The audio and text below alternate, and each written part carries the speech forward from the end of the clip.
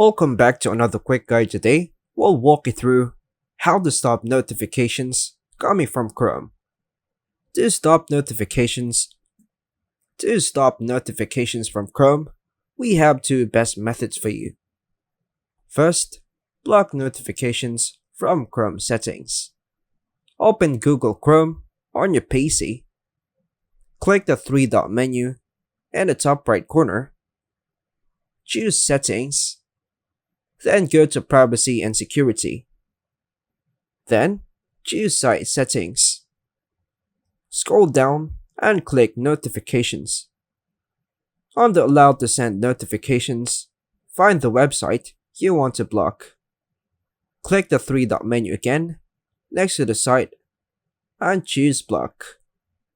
Last method, turn off Chrome notifications and System Settings. On Windows, open Settings by clicking Win plus I on your keyboard and go to System. Choose the Notification section.